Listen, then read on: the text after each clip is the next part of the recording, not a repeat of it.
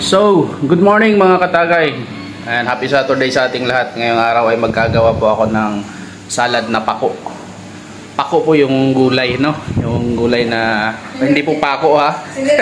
Yari tayo dyan ha? Po yung pako natin. And then ito yung ating itlog na maalat, kamati, sibuyas, paminta.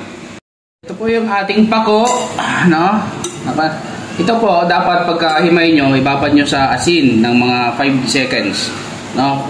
Then, magpakulo kayo ng tubig, banlian nyo lang, mga 1 seconds lang na banli. Tapos, after nyan, para magmukha pa rin siyang sariwa, nyan, pagkagaling sa mainit na tubig, ilagay nyo sa may tube ice o di kaya yelo, malamig na tubig. No? So, simulan na natin ang ating salad na pako. Una, kalamansi. 5 pirasong kalamansi lang yan. And then yung suka natin, kunting suka lang.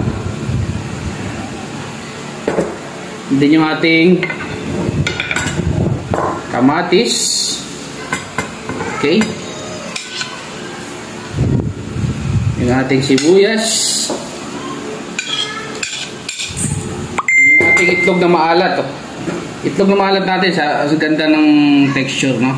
Halagang halatang bago pa, bagong gawa pa. So, ganyan lang yan, kadali. 3 pirasong itlog na maalat para masarap-sarap siya. Yan. Yan. And then, paminta. Hindi bibili. Kulit ng bata, rin wala na.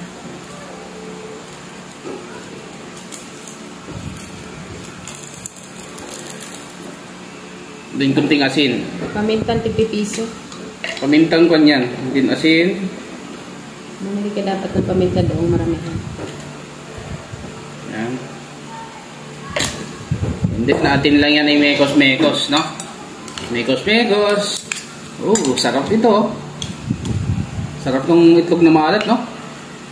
Tingnan nyo naman. Mas masarap yung itlog mo. What? Maalat-alat. Yan ang tunay na maalat. Diba? Ang sarap nito.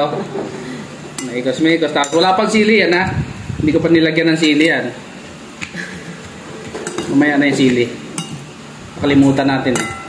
Kalimutan i-prepare. Wow.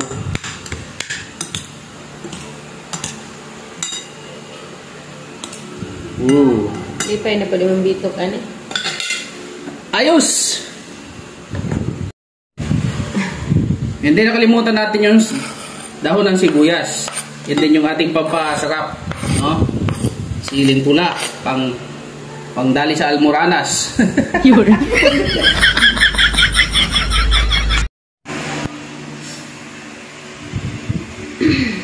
Pwede pong umorder ngayong Pasko ha, at bagong taon, ipagluluto ko kayo ng ganyang luto.